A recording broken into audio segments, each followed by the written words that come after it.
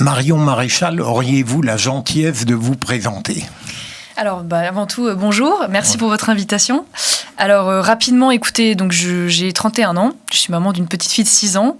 Je suis diplômée en droit et d'école de commerce. Et j'ai commencé ma vie professionnelle, si je puis dire cela de la sorte, à 22 ans, en ayant été élue députée en Vaucluse, Front National, donc à l'époque. J'ai ensuite décidé en 2017 de quitter la politique. J'ai démissionné donc de mon mandat de conseiller régional, puisque j'avais été aussi candidate aux élections régionales en PACA, et j'étais donc présidente du groupe d'opposition, de démissionner aussi des différents postes à responsabilité que j'avais à l'intérieur de mon mouvement. Et j'ai ensuite créé une école de sciences politiques et de management à Lyon, qui a aujourd'hui plus de 3 ans, avec une équipe, et récemment un centre de recherche à l'intérieur de cette école, que j'ai donc l'honneur de superviser en tant que directrice générale. Vous avez évoqué l'existence de votre petite fille Olympe qui a 6 ans. J'en profite en désorganisant mon questionnement. Quelle est votre perception du féminisme d'aujourd'hui ? Ça n'est pas par hasard qu'elle a ce prénom, je suppose. Alors, non, c'est pas un hasard, mais c'est-à-dire qu'en fait, j'ai eu l'occasion, quand j'étais lycéenne, de rendre ce qu'on appelait à l'époque un TPE, qui en fait était un objet d'étude sur une personne, et j'avais choisi à l'époque, de manière un peu étonnante, eu égard à mon environnement politique, si je puis dire, Olympe de Gouges. J'avais trouvé un personnage beaucoup plus nuancé que la présentation qui nous en est faite, une révolutionnaire girondine, mais opposée à la mort du roi, une suffragette, une femme qui était à la fois écrivain, qui composait des pièces de théâtre, qui était une femme politique, et puis qui avait à l'époque, c'est vrai, écrit cette déclaration de la femme et de la citoyenne, qui à l'époque à laquelle on parle m'apparaissait beaucoup plus révolutionnaire et utile que par les temps qui courent, et qui aujourd'hui a été, c'est vrai, récupéré par la gauche féministe, si je puis dire. Et pour autant, même si j'ai de la sympathie pour le personnage, j'ai pas forcément d'ailleurs appelé ma fille en hommage, je trouvais le prénom joli, mais je ne me reconnais pas dans ce néo-féminisme du 21e siècle, qui est une forme de compétition victimaire, qui s'inscrit dans une forme de compétition victimaire et de nouvelle lutte des classes transformée en nouvelle lutte des sexes, qui m'apparaît une manière un peu délétère d'aborder la complémentarité de l'homme et de la femme, parce que je pense que différence ne veut pas dire hiérarchie, et admettre qu'il y ait des différences entre les hommes et les femmes ne signifie pas qu'il y ait une hiérarchie entre eux. Et donc c'est vrai que je suis pas une adepte de ce mouvement, et je n'ai jamais non plus, en tout cas j'ai toujours eu, j'espère, la discipline de ne jamais me cacher derrière cette excuse d'être une femme, pouvoir me plaindre de telle ou de telle situation. Et pourtant, Dieu sait qu'en politique, il y a beaucoup de témoignages qui affirment que, il y aurait des difficultés particulières à avoir des carrières, que les hommes pourraient truster un peu les postes. Mais je dois dire que moi, je n'ai jamais été victime de ça.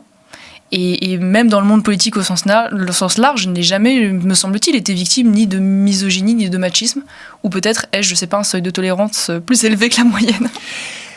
Vous avez dit un jour, Marion Maréchal, que d'être la petite fille de Jean-Marie Le Pen, vous avez politisé d'emblée. Est-ce que ça veut dire que à aucun moment vous n'auriez pu envisager une autre pensée politique que la vôtre ? Alors ça m'a politisée, pas dans le sens qu'on peut entendre spontanément, c'est-à-dire que je n'ai jamais été contrainte par mes parents ou par mes grands-parents à aller dans les meetings ou à m'engager politiquement. Je veux dire, ça n'était pas quelque chose qui était mal vu dans la famille que de ne pas s'engager politiquement.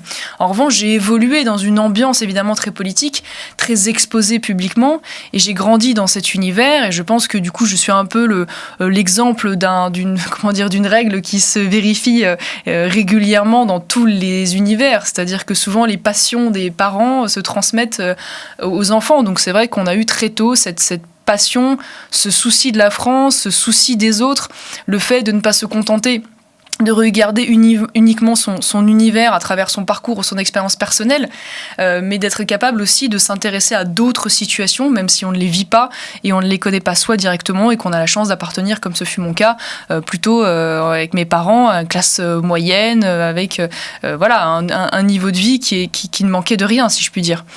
Donc j'ai été politisé jeune dans ce sens-là. Après, vous dire, si j'étais né dans une autre famille, est-ce que j'aurais pu développer d'autres idées, avoir d'autres engagements? C'est une question compliquée, parce que je ne sais pas. Ce qui est certain, c'est que j'ai grandi dans des références, indéniablement. J'ai grandi dans des références littéraires, des références intellectuelles, qui ont très certainement façonné ma vision des choses. Après, évidemment, j'ai quand même évolué par rapport à un certain nombre d'idées, de positionnements. J'ai pu, je pense, me faire maintenant une idée et un parcours plus singulier, mais indéniablement, je reste une héritière aussi intellectuelle, mais je pense quand même dépasser cet héritage, même si je ne l'ai pas abandonné. Je viens d'indiquer ce que tout le monde sait, que vous êtes la petite fille de Jean-Marie Le Pen et la nièce de Marine Le Pen. Y a-t-il eu de votre part, consciemment ou inconsciemment, une volonté de vous distinguer, d'une certaine manière de montrer que vous existiez non seulement, bien sûr, dans la vie, mais même politiquement, intellectuellement, ou est-ce qu'au fond, vous n'avez jamais réagi par opposition ? Alors, j'avoue que je me suis pas trop psychanalysée de ce point de vue-là. Je n'ai jamais ressenti le besoin, en tout cas, de m'opposer ou de me distinguer par principe. Je n'ai jamais eu honte de ma famille, bien que j'ai été confrontée très jeune à des sarcasmes, des moqueries, voire des agressions, du fait de cette filiation qui était connue dans mon école, et en l'occurrence à l'école publique, puisque moi j'ai fait l'essentiel de ma scolarité à l'école publique et non pas privée. Et donc c'est vrai que très tôt, j'ai été amenée à me positionner en tant que petite fille de Jean-Marie Le Pen et à du coup me renseigner sur les accusations qui nous étaient faites pour pouvoir y répondre, m'en défendre. Donc j'ai toujours dit d'une certaine manière que cette filiation était un peu mon honneur et mon fardeau, si je puis dire. Après, tout ce que j'ai fait, je l'ai fait honnêtement sans penser nécessairement à me distinguer parce que je sais pas moi, par cynisme, par volonté de faire parler de moi. Les différences que j'ai pu avoir, y compris sur le plan des idées parfois, ou de la stratégie électorale, en l'occurrence à l'intérieur du Rassemblement national, je l'ai fait parce que ça relevait de mon intime conviction. Vous arrive-t-il parfois d'être étonné par l'intérêt que vous suscitez et au fond l'appétence médiatique et politique qu'on projette sur vous ? Ah bah oui, bien évidemment, surtout au tout début, parce que c'est vrai que j'ai été très tôt exposée médiatiquement de manière très forte, parce que bien sûr il y a une histoire derrière mon engagement politique, il y a une histoire médiatique à raconter avec cette filiation, cet héritage, cette famille que pendant un certain temps évidemment un certain nombre de médias se délectaient aussi de pouvoir parfois construire ou accentuer des oppositions, ou aggraver en tout cas des oppositions qui parfois pouvaient exister, mais n'étaient pas toujours aussi graves que ce qu'on pouvait bien en dire. Je pense aussi que certains ont cru voir dans le fait d'alimenter l'intérêt autour de moi, la volonté peut-être d'ennuyer Marine à une certaine époque. Je ne suis pas dupe, il y a toujours une part de cynisme. Et j'ai bien vu d'ailleurs que le ton parfois plutôt agréable qui m'était réservé dans les médias a soudainement changé quand j'ai failli ravir la région PACA. Et au moment de l'entre-deux tours, où là j'ai mis mon casque lourd et j'ai subi pendant 2 semaines un tombereau d'obus. Voilà, donc je vois bien que l'intérêt médiatique et la manière de traiter mon image change aussi un peu en fonction des circonstances. Après, je pense que ça tient aussi au fait que nous sommes dans une forme de désespoir politique et d'effondrement général des partis qui font que les gens tentent de se projeter sur ce qu'ils pourraient advenir plus tard, et mécaniquement, parce que je suis jeune et parce que j'ai un nom politique et que j'ai fait de la politique, bien sûr, certains espèrent ou d'autres craignent que je puisse refaire de la politique, et donc les médias continuent à construire là-dessus. Vous avez vous-même évoqué, Marion Maréchal, la série de choses totalement, de mon point de vue, détestable lorsque, dans certains établissements, on vous faisait vivre un mauvais traitement parce que vous étiez donc la petite fille de Jean-Marie Le Pen et peut-être même la nièce de Marine Le Pen. Vous pouvez nous en dire un mot? C'est absolument scandaleux et c'est des humiliations qui me touchent. Oui, écoutez, moi donc j'ai fait, comme je vous le disais, l'essentiel de ma scolarité en public, y compris d'ailleurs mon enseignement supérieur à l'université. Et c'est vrai que quand on est arrivé petit à l'école publique, on a été vite repérés, si je puis dire, mon cousin et moi à l'époque, par des bandes de jeunes enfants, d'ailleurs, la plupart du temps. Mais vous savez, les enfants sont très manichéens et parfois très cruels. Et il s'avère que il y a quand même 25 ans, évidemment, l'image de Jean-Marie Le Pen était à la fois omniprésente et très clivante, et que souvent les enfants reproduisaient les réflexes des parents ou ce qu'ils pouvaient entendre à la maison. Et donc c'est vrai qu'il y a eu de la part d'un certain nombre d'élèves des moqueries, des agressions, des menaces. Et d'ailleurs, à l'époque, je dois l'avouer, plutôt le corps enseignant et la maîtresse de l'époque avaient plutôt été tout à fait à la hauteur. Elle avait indiqué à mes parents qu'il valait mieux me sortir de l'école publique. Enfin bon, parce qu'en désespoir de cause, elle craignait que tout ça finisse mal et que nous le vivions très mal. Et donc c'est ainsi que j'ai été 3 ans à l'école publique, je suis privée, je suis catholique, et ensuite je suis retournée à l'école publique. Et là, c'est vrai que il y a eu toujours évidemment des bandes dans les classes qui sont compliquées. Et je dois le dire, là pour le coup, un certain nombre d'enseignants qui n'ont pas toujours été très élégants, c'est le moins qu'on puisse dire, voire pas très objectifs à mon égard. Je me souviens notamment d'une prof d'histoire qui ne se cachait pas d'être communiste et qui faisait littéralement de la propagande idéologique en cours. N'hésitant pas à me prendre un peu à partie à l'époque. Mais bon, je suis loin d'avoir subi ce qu'a pu subir encore avant moi Marine Le Pen, ma mère et mon autre tante, qui, elle, était pour le coup systématiquement pris à partie par le corps enseignant. Je suis frappé de voir à quel point, en France, il me semble, et notamment à l'égard de votre famille largement entendue, il y a une sorte de guerre civile intellectuelle et politique, comme si on n'avait pas le droit d'être en désaccord sans haïr. Quelle est votre analyse de cette espèce d'intolérance française ? Oui, c'est vrai que c'est quelque chose d'assez surprenant. Les réflexes pavloviens qui se sont inscrits concernant notre famille et ce qu'on lui reprochait, et d'ailleurs très souvent qui n'existait même pas. C'est assez surprenant. Après, je bifurque un petit peu, mais je veux dire, moi j'ai vécu, on va dire qu'avec le recul, j'ai vécu un peu je vis cette mise au banc, ou j'ai vécu cette mise au banc comme quelque chose peut-être d'utile, c'est-à-dire que d'une certaine manière, ça nous a habitués à ne pas être dans le vent, dans le courant, à accepter d'être minoritaire, à accepter la contradiction. Je pense que c'est malgré tout une force aujourd'hui. Et ça nous a aussi construit des parcours singuliers, et c'est vrai aussi de Marine et d'autres. Dire le fait normalement, nous aurions dû, eu égard au très haut niveau politique de Jean-Marie Le Pen, faire partie de ce petit microcosme des élites politiques, économiques, avec, vous savez, toujours ces mêmes écoles, ces mêmes parcours, et nous en avons été un peu exclus, à la fois intellectuellement, mais à la fois socialement. Ce qui fait que nous avons construit des parcours différents qui, peut-être, je l'espère, nous rend un peu plus connectés à la réalité et à d'autres milieux sociaux, à d'autres manières de voir. Donc, avec le recul, j'essaye d'en tirer le positif. Après, je pense qu'en ce qui concerne Jean-Marie Le Pen, il y a plusieurs choses qui a contribué d'ailleurs à diviser la droite de manière générale. Il y a évidemment la question du gaullisme et de l'antigaullisme qui a été structurant dans la vie politique française jusqu'encore récemment, et qui probablement d'ailleurs continue de l'être dans l'inconscient d'un certain nombre de personnes âgées, et qui est un antigaullisme de droite. Et je parle bien de l'antigaullisme de droite, pas de gauche, qui s'est construit sur d'autres choses, mais qui s'est construit non pas sur la Seconde Guerre mondiale, d'ailleurs, non pas sur le De Gaulle résistant, mais sur l'Algérie française. Et c'est vrai qu'il y a eu à ce moment-là un clivage passionnel qui s'est mis en place et qui a durablement, je puis dire, touché les cœurs et les esprits. Et c'est vrai que moi, j'ai plutôt grandi dans un environnement anti-gaulliste, disons-le, entouré de harkis, de pieds noirs, sur les plaies béantes de la guerre d'Algérie, même si j'ai fait du chemin aussi, y compris par rapport à la figure du général.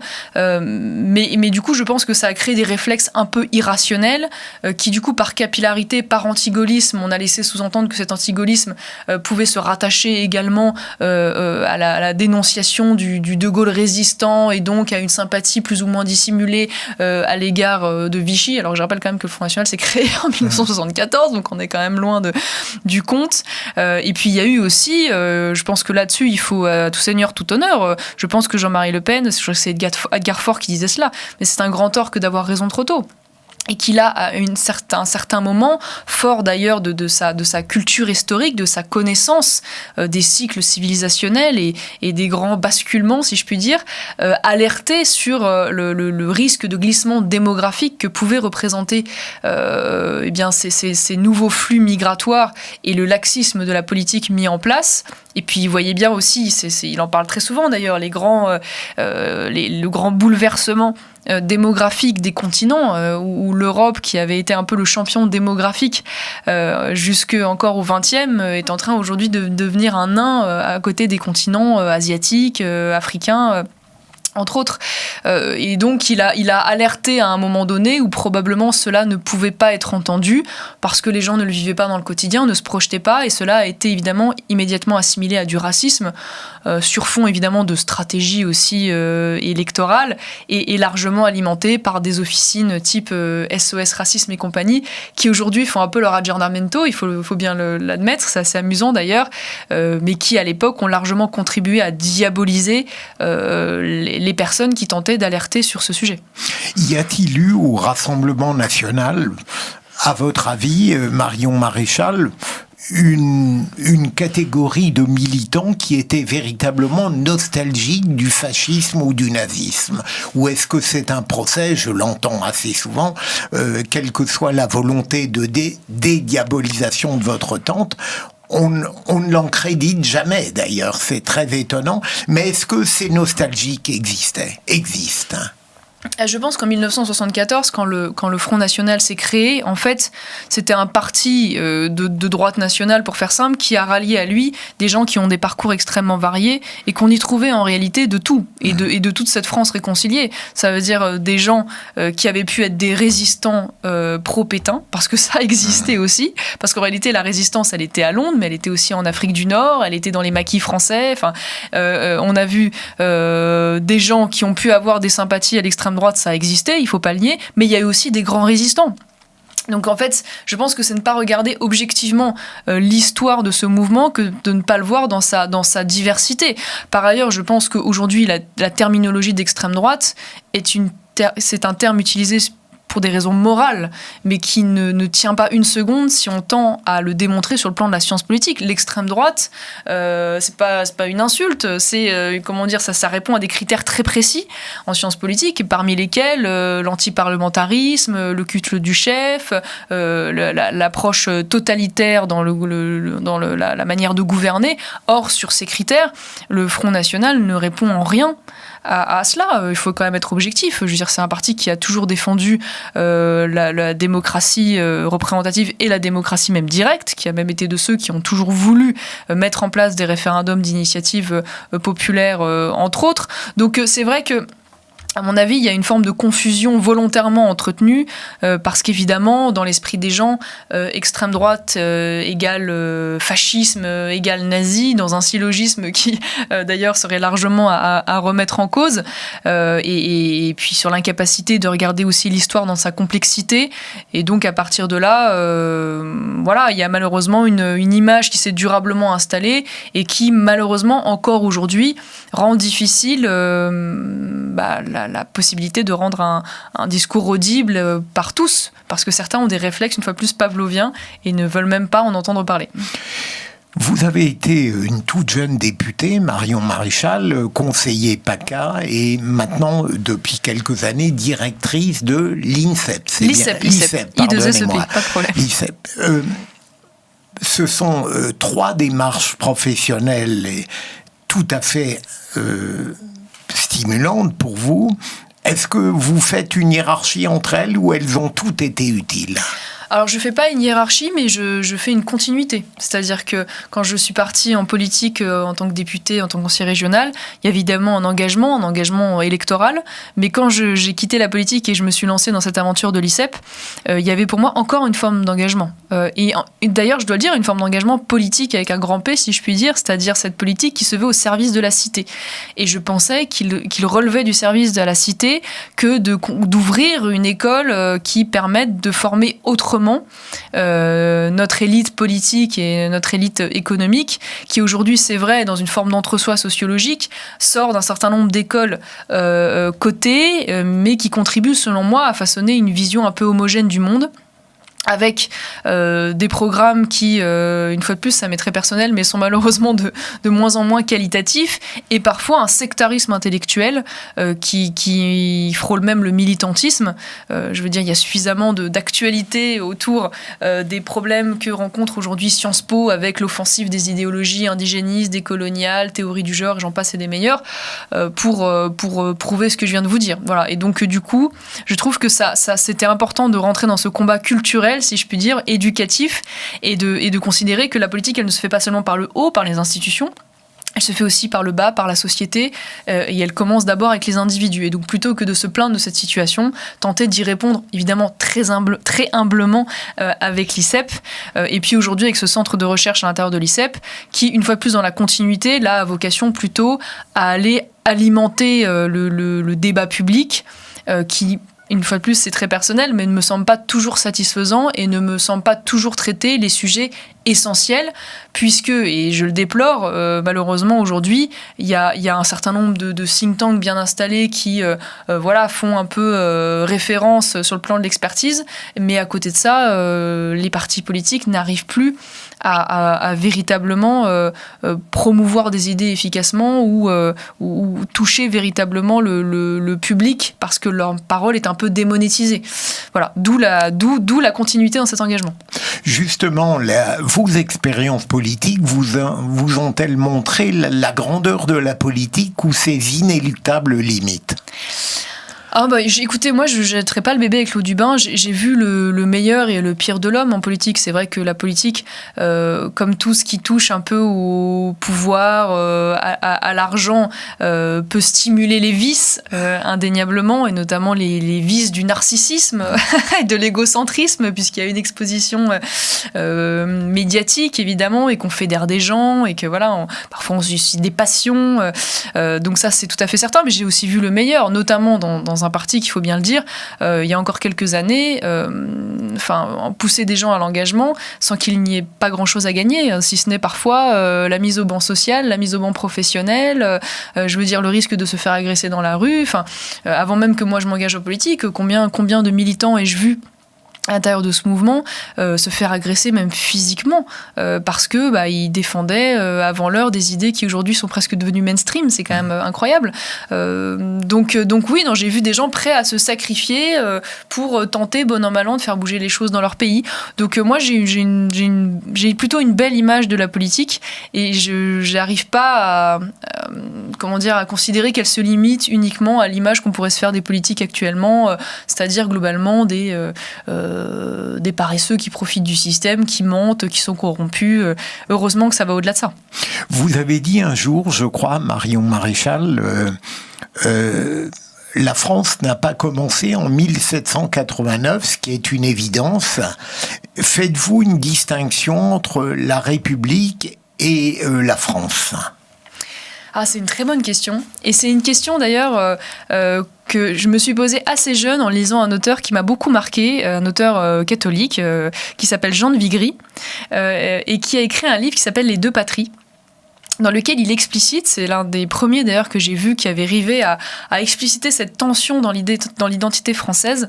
C'est de la philosophie politique, c'est un livre assez ardu mais passionnant, qui explique qu'il y a d'un côté donc la patrie charnelle, la patrie au sens littéral, la patrie des pères, donc finalement ce peuple, cette terre, cet héritage, ces cultures, ces mœurs, et puis la patrie révolutionnaire, qui est finalement l'idée révolutionnaire qu'on a de la France et qui se traduit notamment par ces fameuses valeurs universelles, les droits de l'homme, voilà. Et donc lui expliquait que précisément cette idée qu'on se fait de la France révolutionnaire, cette idée républicaine de la France n'est pas singulièrement française, puisque par essence les droits de l'homme ne sont pas proprement français, mais sont censés s'appliquer à tout l'ensemble de l'humanité et à tous les hommes. Donc ici il suffit de défendre ces valeurs dites républicaines et les droits de l'homme pour être français. Dans ce cas, le monde entier est français, et voire même d'ailleurs parfois cette patrie révolutionnaire s'oppose même et et rentre parfois même en contradiction avec la patrie charnelle, puisqu'il y a une forme de contradiction parfois à défendre un modèle universel et de l'autre un modèle singulier qui se définit de manière précise par, je vous le disais tout à l'heure, ce peuple, cette langue, cette terre, voilà. Et donc c'est vrai qu'il y a à mon avis un paradoxe dans l'identité française qui est en tension, qui a cohabité bon an mal an jusqu'alors, indéniablement, puisqu'aujourd'hui nous sommes, vous comme moi et moi aussi, même si je m'inscris plutôt dans une lecture, on va dire, droitière de l'identité française, mais je suis aussi le produit de cette tension identitaire entre la patrie révolutionnaire, la République française, et de l'autre cette patrie charnelle. Mais néanmoins, aujourd'hui, j'aurais du mal à choisir l'une pour l'autre parce que je pense qu'elles sont intrinsèquement liées. Pour autant, je crois que la question de l'immigration va venir perturber cela. C'est-à-dire que l'altérité à laquelle nous oppose finalement l'arrivée de millions d'immigrés sur notre territoire nous amène à nous poser la question de ce que nous sommes. Notre identité ne va plus de soi, on le voit bien. Il y a un questionnement, il y a une quête, il y a une remise en question par rapport aux différentes revendications qui s'imposent aujourd'hui dans l'espace public, revendications religieuses, revendications culturelles. Et donc finalement, peut-être va-t-il falloir définitivement trancher entre ces deux patries. Peut-on encore défendre la patrie charnelle française, alors même que précisément cet universalisme, ce droit de l'hommisme est précisément celui qui permet à l'immigration de s'installer, qui permet au multiculturalisme de s'installer, qui permet aux minorités, au nom des droits de l'homme, de défendre leurs intérêts et leurs droits sur le territoire. Donc c'est question complexe mais passionnante. Vous avez dit un jour également que ce qui a été central pour votre formation, c'est les 2 ans, je crois, que vous avez passé dans cette institution, oui. Saint-Pédis. Qui n'est pas la fraternité Saint-Pédis, mais... Et donc, est-ce que je me trompe, le double socle de votre personnalité, c'est à la fois une culture catholique très forte et, il me semble, et c'est ce qui m'a toujours intéressé chez vous, une réflexion, et j'utilise le terme à dessein, très fine sur la pensée conservatrice. Quelle différence faites-vous entre la pensée conservatrice et la posture réactionnaire? Est-ce que pour vous, c'est la même chose? Ouais, vous avez 4 heures. Oui, alors en effet, moi j'ai reçu principalement mon éducation catholique dans cet institut, et j'irais même au-delà de la culture catholique, parce que moi j'ai la foi, et c'est quelque chose d'important pour moi, même si je suis attachée à la laïcité, mais je pense malgré tout qu'il y a des choses passionnantes dans la doctrine sociale de l'Église, puisqu'il faut quand même avoir conscience que c'est une sagesse qui a près de 2000 ans, et donc qui connaît intimement l'âme humaine, qui donc connaît ses ressorts, connaît ses vices, et qui a donc, je trouve, une sagesse, presque une science parfois, dans la capacité à pouvoir guider les hommes vers ce qu'ils appellent évidemment la vérité, mais vers le bien et la vertu. Donc je trouve qu'il y a quelque chose de passionnant, y compris sur le plan politique, dans ce qu'on peut tirer de ces enseignements, même si, une fois de plus, je fais la part des choses, et quand je défends des idées politiques, je ne le fais pas pour des raisons morales ou parce que l'Église catholique me dit de le faire, loin s'en faut. Je le dis parce que je suis convaincue du bien fondé de ces idées et de leur utilité sociale. Ce qui est vrai, c'est que j'aime assez le terme conservateur, même si je sais qu'il est considéré comme ringard et peu avenant, puisque finalement, dans l'esprit des gens, le conservatisme, c'est l'immobilisme. Moi, je considère que le conservatisme, c'est plutôt le fait de conserver ce qui est beau, ce qui est bien, ce qui est juste dans notre héritage. Ça ne veut pas dire l'immobilisme, ça veut dire simplement la sagesse et surtout l'humilité de considérer qu'il y a des choses qui se sont façonnées dans le temps et qui se sont façonnées pour le meilleur, et que donc nous avons le devoir en tant qu'héritiers, nous-mêmes, de transmettre de cet héritage. Je pense que la nation en fait partie. La nation n'est pas une simple idée, c'est une construction une fois de plus charnelle dans le temps. Ce sont des liens affectifs à partir de territoires, à partir de communautés qui se sont construits, et je trouve que cette nation a quelque chose de sain, puisqu'elle permet de dépasser précisément la race, l'ethnie, pour nous rassembler autour de cet héritage, et que pour le coup c'est Renan qui disait cela, si vous tuez la nation, vous aurez de nouveau le grand retour finalement des identités basées justement sur la race, l'ethnie, et aujourd'hui on le voit bien, la sexualité. Voilà. Donc c'est finalement la dislocation de ces liens affectifs patiemment construits et qui permettent aussi le bon exercice de la démocratie. Parce que je pense qu'il n'y a pas de démocratie possible, qui évidemment est basée sur le système majoritaire, s'il n'y a pas une matrice culturelle commune, s'il n'y a pas une entente spontanée sur des références, des valeurs, des sentiments, puisque dans ces cas-là, si nous ne sommes même pas capables de nous entendre sur les fondamentaux, on voit bien que cette démocratie sera mise en charpie et qu'elle sera la proie finalement des minorités, des lobbies minoritaires ou des politiques catégorielles. Voilà, et c'est ce à quoi d'ailleurs nous assistons de manière dramatique aujourd'hui. Donc j'aime cette idée dans le conservatisme de conserver.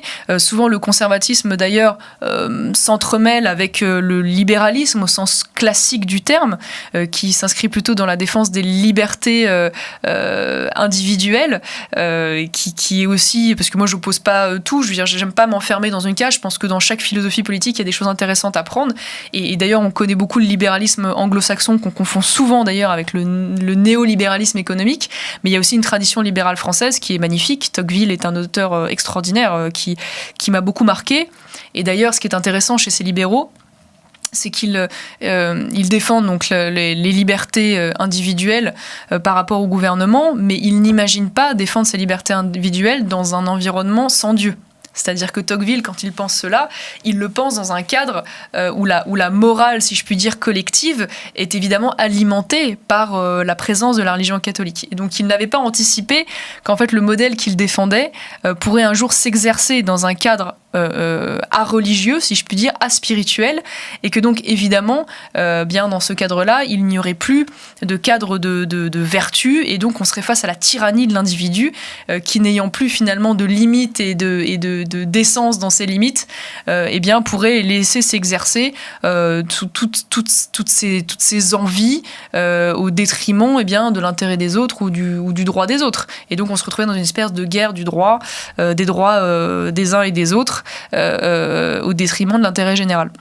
Donc je trouve qu'il y a quelque chose de très intéressant dans cette pensée, et je trouve qu'elle a cette sagesse que n'a pas nécessairement le progressisme qui porte mal son nom, parce que le progrès, évidemment, à l'inverse, a quelque chose de très positif dans la perception. C'est la force d'ailleurs de ces mouvements de gauche, c'est qu'ils gagnent systématiquement la bataille sémantique, ils arrivent à trouver des mots qui spontanément rendent les idées qu'il y a derrière sympathiques.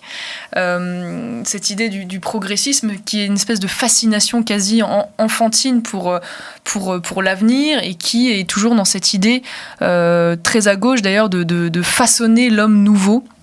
Il y a toujours d'ailleurs, c'est un peu terrible de dire ça, mais quand on regarde les différentes traditions à gauche, que ce soit au moment de la Révolution ou dans le marxisme, cette tendance un peu totalitaire à vouloir construire l'homme nouveau, et qui se manifeste aujourd'hui par le fait de laisser à l'individu, enfin je veux dire de permettre à l'individu de s'extraire de tout héritage quel qu'il soit, et de considérer comme la véritable émancipation, non seulement de se défaire de son héritage familial, de son héritage culturel, mais même biologique. C'est-à-dire qu'aujourd'hui, on va jusqu'à expliquer à l'individu qu'il doit être libre au point de ne même plus avoir à subir son sexe de naissance, et qu'il a le choix jusque dans sa biologie. Voilà. Donc et on voit bien où ça nous mène dans les dires. Donc c'est vrai que j'ai pas de problème avec ce terme conservateur, même si je mesure ce qu'il a de limite. Et pour répondre à votre question, puisque je m'en suis un peu éloignée, la différence avec la réaction, c'est que la réaction, c'est une forme de nostalgie du passé, si je puis dire. Ce qui était d'ailleurs un peu le cas de la contre-révolution, comme on l'a appelé, une forme de nostalgie de cette monarchie, qui d'ailleurs a fini par être balayée, bien qu'elle ait à une certaine époque été majoritaire, y compris à l'Assemblée, pour finalement disparaître quelques années plus tard définitivement. Donc je ne vois pas le conservatisme comme une nostalgie du passé. Je vois ça plutôt comme une doctrine qui permet de s'adapter dans la continuité à des phénomènes nouveaux. Aujourd'hui, on est dans une société numérique, technologique, mondialisée. Et pour autant, malgré tout cela, eh bien, ce que nous avons conservé par le passé eh bien, peut nous permettre d'appréhender ces nouveaux défis de manière efficace. Je suis non pas étonné quand je vous entends, Marion Maréchal, mais je vois confirmer une intuition que j'ai toujours eue, en totale immodestie. Il me semble que la distinction qu'on a cherchée, voire l'opposition entre votre tante et vous, sur le plan intellectuel, sur le plan sociétal, n'est pas complètement fausse. À tort ou à raison, en vous écoutant, je sens à quel point vous êtes passionné par presque la réflexion, la philosophie politique, quand à tort ou à raison, j'analyse plutôt votre tante comme une pragmatique opératoire pour la conquête du pouvoir. Il me semble que, pour l'instant en tout cas, vous vous situez dans un registre un peu différent, où la réflexion chez vous suscite une forte appétence, rien que par votre délicieuse amabilité quand vous répondez à mes questions. Est-ce que cette analyse vous paraît juste ou fausse ? Alors moi j'ai peut-être les deux. J'ai indéniablement une appétence pour le monde des idées, la philosophie politique, ça c'est sûr, même si je me revendique pas du tout être une intellectuelle, loin s'en faut. C'est pas mon registre et j'en suis loin d'en avoir les compétences. Après c'est vrai que j'ai aussi un luxe que n'a peut-être pas eu Marine, c'est-à-dire que Marine a été jetée dans l'action politique à très haut niveau tout de suite, puisque à peine s'est-elle engagée en politique que quelques années plus tard, en 2011, elle arrivée à la tête du mouvement. Et c'est vrai qu'à ce niveau d'engagement, malheureusement, la vie frénétique qui est celle des politiques laisse peu de temps, c'est vrai que c'est malheureux, mais laisse peu de temps, tant que j'ai moi aujourd'hui, à rentrer un peu dans le détail de cette généalogie des idées. Et donc voilà, je ne crois pas du tout que Marine n'ait pas du tout d'appétence pour les idées, mais je pense que l'exercice qu'elle a de sa fonction fait qu'aujourd'hui, elle a peut-être moins le temps de développer ou de s'y attarder. Voilà, c'est vrai que moi, étant aujourd'hui à la tête d'une école de sciences politiques, ça fait presque partie de mon travail, si je puis dire. Et j'ai aujourd'hui le temps et le luxe de pouvoir le faire, mais je pense que d'ailleurs, c'est ce qui me désespère dans la vie politique actuelle. Moi, j'ai beau avoir 31 ans, je suis loin d'être une adepte des réseaux sociaux, bien que j'y sois, et que j'y vois évidemment des avantages, mais je crains malheureusement qu'aujourd'hui, les politiques considèrent qu'il suffise de faire un tweet pour avoir fait le travail. Or, je pense qu'il relève quasiment de la santé mentale, si je puis dire cela comme ça, que d'être capable à un moment donné de s'attarder sur une problématique et d'écrire autour de cette problématique de manière approfondie. Or, malheureusement, les politiques ont de moins en moins l'occasion et même l'utilité de faire cela. Et donc, c'est vrai qu'il y a un changement aussi dans la manière de faire de la politique, où la communication va prendre le pas sur le reste, et on grille parfois un peu les étapes, en ayant la possibilité d'arriver très vite, très fort, à un très haut niveau de notoriété par la communication, sans peut-être avoir passé le temps préalable à la construction de son squelette idéologique. Parce qu'en fait, on se rend compte que la politique, ce n'est pas que du pragmatisme, comme essayent de nous faire croire les néolibéraux, c'est d'abord une vision de la société. Et que cette vision de la société, c'est un peu comme l'économie, vous savez. Moi, j'ai découvert quelque chose de très intéressant, qu'en fait, l'économie qui nous est présentée comme une science est d'abord une science humaine. L'économie, c'est plus un art qu'une science dure, si vous voulez. Et qu'en fait, jusqu'au XXe siècle, les choix économiques étaient toujours adossés à une philosophie politique, c'est-à-dire à une vision de la société, à la vision qu'on se faisait de la société. Et c'est un peu le marxisme, avec cette espèce de scientisme qui a voulu finalement faire croire que l'économie s'inscrivait dans une forme d'historicité inéluctable, dans une forme de science, et à partir de là, derrière, qu'on a considéré l'économie comme une forme de pragmatisme et d'algorithme, quoi. Voilà. Et donc c'est pour ça que je vous dis ça, c'est que même sur les questions économiques, bien sûr, il y a du pragmatisme, bien évidemment, mais il y a d'abord quelle vision se fait-on de la société, quel objectif se donne-t-on, quelle idée se fait-on de la nature humaine et des rapports humains. Et une fois qu'on est bien assis là-dessus, on est capable, je pense, d'apporter des solutions concrètes. À une certaine époque, je crois que vous avez été intéressé par Nicolas Sarkozy et J'aimerais compléter cette question de la manière suivante. À partir de votre refus de l'étiquette argumentée, de l'étiquette extrême droite, est-ce que c'est la raison pour laquelle vous êtes très attaché à l'exigence de l'union des droites ? Alors oui, alors en effet, quand j'étais, je n'ai pas été en âge de voter quand il y a eu le duel Nicolas Sarkozy-Jean-Marie Le Pen, mais c'est vrai que je l'avais admis à l'époque. J'avais été un peu séduite, je pense comme beaucoup de Français, par le personnage, qui était atypique dans le style, dans les idées, mais aussi dans le parcours, hein, il faut bien le dire. Il n'était pas issu de l'énarchie traditionnelle. Il avait quelque chose d'assez fascinant. Et c'est vrai que n'étant pas, une fois de plus, moi, dans ce logiciel gaulliste, anti-gaulliste, qui n'était plus structurant pour moi, n'ayant pas connu la guerre d'Algérie, arrivant sur le tard, j'avais du mal à comprendre ce qui pouvait justifier la permanence de cette désunion, alors même qu'on voyait bien que sur l'essentiel, il y avait une entente naturelle.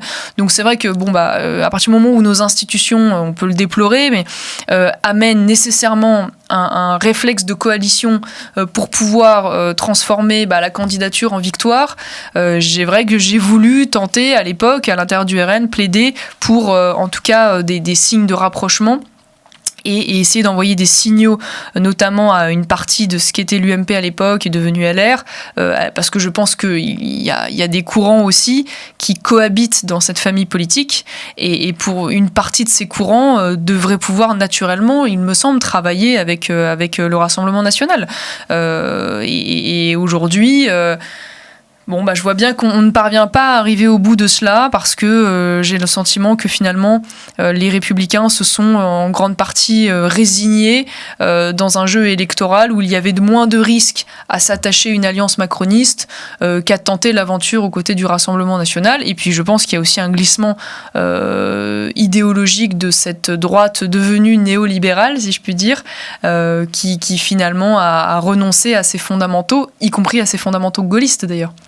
Est-ce qu'à votre avis, ce refus de l'union des droites, de la part en tout cas des structures officielles, ça vient, disent-ils, d'une sorte de répugnance éthique ou bien tout simplement d'une peur politique d'être broyé ? Alors, je pense qu'il y a d'abord l'héritage chiracien, si je puis dire, puisque c'est vrai que celui qui a durablement installé cette désunion est Jacques Chirac. Or, beaucoup aujourd'hui, des gens qui tiennent aujourd'hui les Républicains sont des bébés Chirac, si je puis dire, des gens qui ont fait leurs armes politiques avec lui et qui, du coup, par réflexe, par habitude, par fidélité, continuent de raisonner dans ce logiciel-là. Et je pense qu'il y a les deux, c'est-à-dire que je pense qu'il y a de la stratégie cynique, de gens qui, en effet, ont probablement peur, à tort ou à raison, que cela puisse les effacer ou les démonétiser ou leur faire perdre leur place actuelle, dont il faut bien dire qu'ils arrivent à la conserver bon an mal an par des alliances contre nature, mais qui leur permettent quand même de continuer à exister de manière importante dans les institutions. Et puis je pense qu'il y a parfois, parce que je l'ai déjà vu autour de moi, des gens qui sont sincèrement persuadés que nous sommes infréquentables. Je me souviens notamment quand je me suis attachée les services d'un ancien LR au moment de PACA, Olivier Bettati, il était proche, je ne sais pas si je peux me permettre de révéler ça, mais de Jean-François Copé. Et quand il a annoncé avant à Jean-François Copé qu'il allait nous rejoindre, par amitié, Jean-François Copé avait l'air... sincèrement choqué et sincèrement outré, persuadé que nous étions des gens moralement absolument infréquentables. Donc je fais le constat qu'il y a manifestement aussi de l'honnêteté parfois de la part de ces gens. Vous avez, Marion Maréchal, une situation aujourd'hui, si je puis dire, dans et en dehors du système. Est-ce que, je sais que vous détestez, vous l'avez dit, qu'on vous pose des questions trop directes sur l'avenir politique et qu'on cherche à vous opposer à votre tante, ce qui n'est absolument pas dans mes intentions. Mais au fond, lorsque vous intervenez dans les médias, comme vous l'avez fait récemment, pour débattre souvent de sujets d'actualité, vous avez parlé de Trump, vous avez parlé de la gestion de la crise sanitaire, vous avez dit ce que vous pensiez d'Omar Sy, vous avez un certain nombre de sujets. Est-ce que ces interventions ont un sens en dehors d'une ambition présidentielle? J'entends par là que, quelle que soit l'importance de votre personnalité, vous n'êtes pas attendu pour donner des points de vue sur ces sujets-là. Si vous les donnez, est-ce que ça veut dire que vous avez des ambitions, mais peut-être pas forcément présidentielles? Je n'en suis pas encore là dans mon questionnement. Je me demande, cette volonté d'affirmation de votre part, elle vient bien de quelque chose. Oui, tout simplement parce que c'est vrai que, alors moi quand j'interviens maintenant au titre du centre de recherche de l'école qui publie justement à partir de l'actualité politique des analyses de fond. Je pense que cette contribution au débat public, il me semble, elle est utile parce que aujourd'hui, vous l'avez dit, je suis à la fois en dehors et dedans, c'est-à-dire que j'ai le luxe aujourd'hui de ne pas être tenu par une ligne partisane. Alors c'est un peu l'avantage et l'inconvénient des partis, c'est que c'est la ligne qui est donnée et évidemment la condition de la lisibilité et de l'efficacité, mais elle est aussi parfois l'objet de la stérilisation de l'esprit et de la réflexion. Et j'en ai parfois été la victime dans mon ancien mouvement. Donc c'est vrai qu'aujourd'hui, j'ai le luxe de ne pas être tenu par des échéances électorales, donc je n'ai absolument pas à tenir compte, on va dire, des mouvements d'opinion ou à chercher à rallier des gens à un vote. Donc je suis beaucoup plus sereine dans la possibilité même parfois de défendre des idées minoritaires, et j'ai un peu parfois le sentiment de l'être sur la crise sanitaire, il faut bien le dire, et en même temps de pouvoir travailler avec des gens extrêmement variés que j'associe pour avoir une réflexion qui me semble plus efficace et plus juste. Donc il me semble, oui, que c'est utile, parce que je vous donne un exemple, mais bon, sur la crise sanitaire, je pense, oui, qu'on a pu développer un discours un peu singulier sur le fait d'alerter sur les libertés et notamment les atteintes aux libertés fondamentales qui sont aujourd'hui menacées par deux choses, si je puis dire. D'une part, la volonté légitime, c'est pas le sujet, mais de lutter contre le terrorisme, et de l'autre, la crise sanitaire. Et ces deux mouvements sont en train de broyer petit à petit des libertés essentielles. Or, je pense qu'il y a si je puis dire, des lanceurs d'alerte qui, à un moment donné, doivent dire aux politiques qui sont toujours dans une espèce de jusqu'au-boutisme électoral: attention, la sécurité, heureusement, évidemment, légitime, ne doit pas être défendue en dehors pour moi, d'un point d'équilibre qui caractérise un peu nos démocraties libérales, c'est-à-dire d'un côté le respect des libertés et de l'autre le respect de l'ordre public. Il y a un équilibre à trouver, et pour moi cet équilibre aujourd'hui a été totalement rompu de manière à la fois incohérente et disproportionnée, et donc typiquement voilà un sujet sur lequel on se positionne, et j'ai l'impression on se positionne de manière un petit peu minoritaire, puisque même à droite, au sens large du terme, j'ai l'impression qu'ils sont relativement timorés de ce point de vue-là. Si l'arbitrage est à faire entre sécurité et liberté, puisqu'il ne peut jamais être parfait, vous choisiriez la liberté? Disons que, pourquoi luttons-nous contre l'islamisme et le terrorisme ? Parce que nous sommes attachés à une certaine idée de l'homme, de la société, des liens qui doivent les faire interagir ensemble. Précisément, nous ne voulons pas vivre sous la charia, nous ne voulons pas vivre parce que dans un système où l'apostasie est condamnée de mort, où il n'y a pas d'égalité entre les hommes et les femmes, où la liberté de conscience est remise en question. Justement, si nous luttons contre le terrorisme, c'est précisément pour défendre un modèle de liberté qui nous caractérise. Donc, si pour lutter contre l'islamisme et le terrorisme, nous sommes prêts à tuer ce pourquoi précisément nous luttons contre cet islamisme et ce terrorisme, il m'apparaît y avoir une contradiction de fond. Voilà.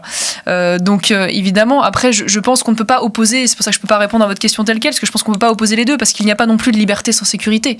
Comment peut-on être libre si on ne peut pas circuler librement dans la rue sous peine d'être agressé, volé, violé?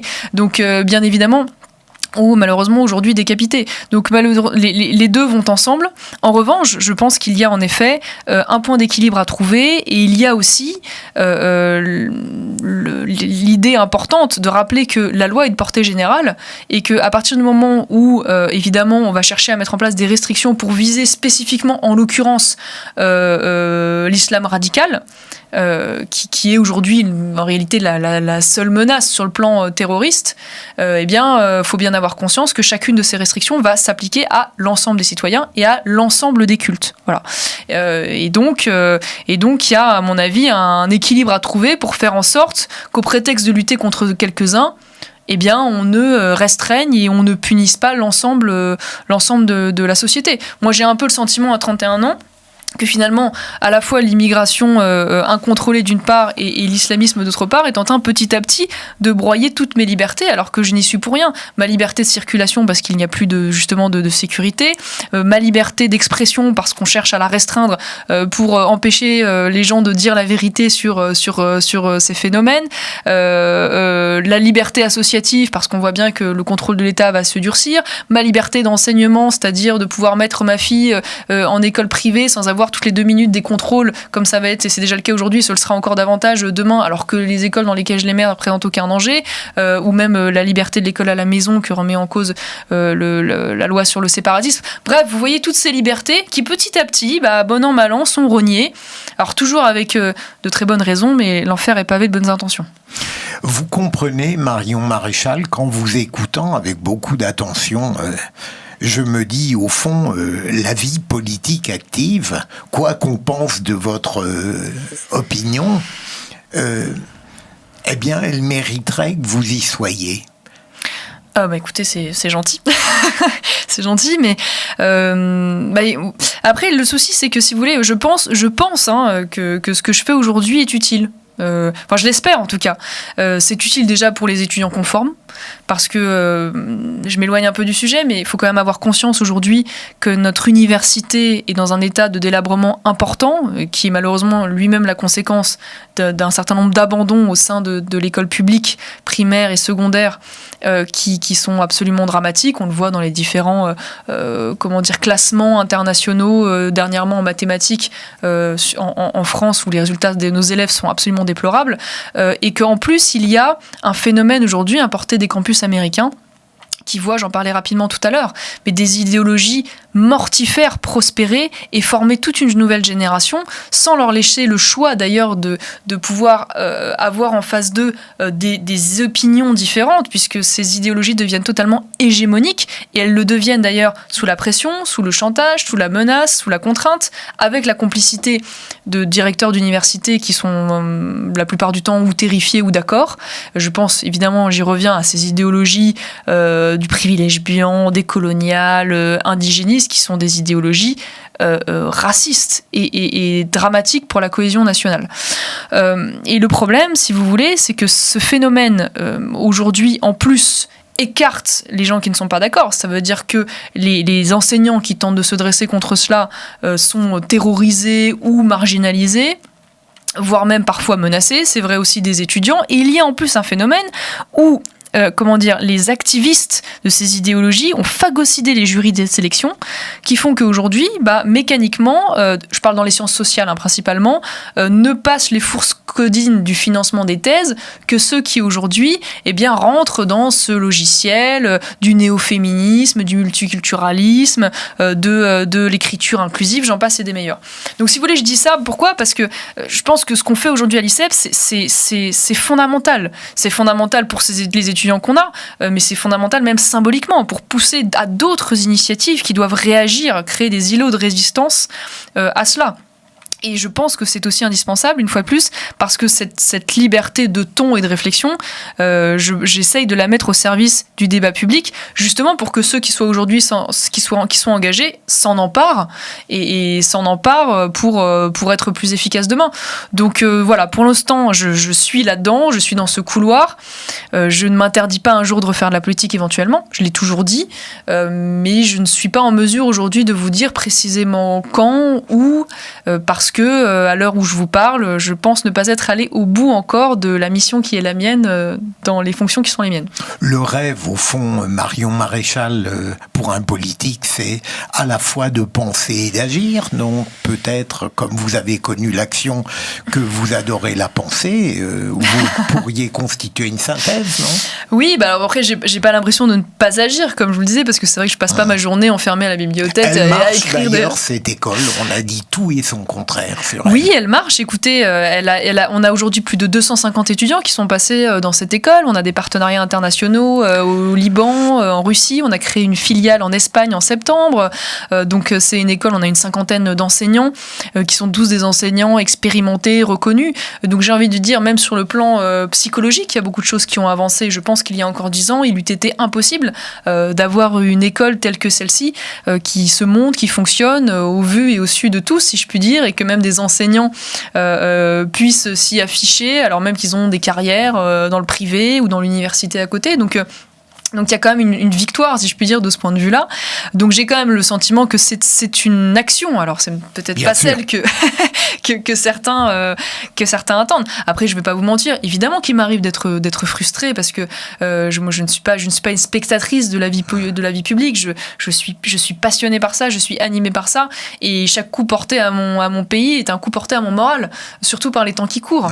Donc voilà, je pense qu'un jour je referai la politique. Je m'en suis pas défendue. Mais je m'en suis jamais défendue. Mais ce que je veux dire, c'est que pour l'instant, je me dis, bon, j'ai 31 ans, faisons les choses dans l'ordre, et je ne suis pas encore allée au bout de mes expériences professionnelles. Et vous savez, je connais aussi un peu la politique malgré tout, et je sais qu'une fois qu'on y rentre, il est très difficile d'en sortir. Pourtant, vous en êtes sorti, apparemment. On arrive à la fin, presque, Marion Maréchal.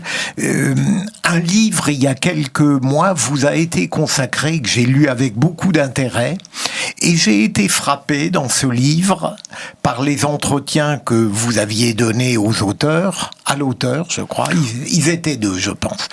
Et à chaque fois, à chaque question précise sur votre avenir, vous répondiez « On verra ». Il y a le temps, je ne sais pas ce que je ferai, et ça paraissait sincère de votre part. Est-ce que vous avez une volonté d'apprivoiser le temps et de ne rien décider avant l'heure, ou bien êtes-vous sincèrement incertaine aujourd'hui sur le moment où vous reprendrez la politique ? Non, alors je suis sincèrement incertaine pour une raison simple, c'est que vous savez, déjà en politique, c'est le terrain qui commande, hein, donc voilà. Et puis moi aujourd'hui, pour être tout à fait honnête, j'ai dit, je n'ai pas envie, dans le cadre de la proposition électorale actuelle, de me remettre dans un parti ou dans l'autre. Je vous cache pas que ça a été aussi compliqué, hein. Moi, j'ai fait de la politique à l'intérieur du Front National, j'en ai des souvenirs formidables, et voilà. Et ça n'a pas toujours été facile, parce que il a fallu que je me mette dans une discipline du mouvement qui n'est pas dans mon tempérament. Donc c'est vrai que du coup, l'idée de me remettre dans cette logique d'une doctrine, d'une discipline, si je puis dire, partisane, ne m'enchante guère pour l'instant. Voilà. Donc c'est pour ça que je vous dis, j'ai envie d'aller au bout d'un certain nombre d'expériences professionnelles, et que je suis sincèrement incertaine sur le moment, même si au fond de moi, je sens bien que un jour, je referai certainement de la politique parce que ça m'appelle. Et puis que c'est vrai que même si évidemment on doit avoir des engagements dans la vie et dans la société, malheureusement rien ne se réglera si à un moment donné la question des institutions et du pouvoir politique n'est pas abordée frontalement au plus haut niveau. Justement, cette envie, c'est le plus haut niveau ?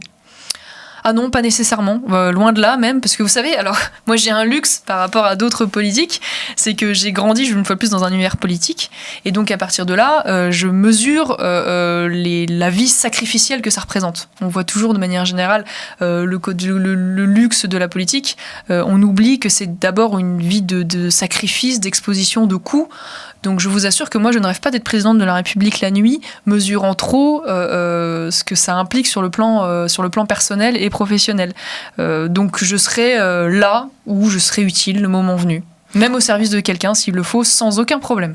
En tout cas, merci Marion Merci Maréchal, vraiment.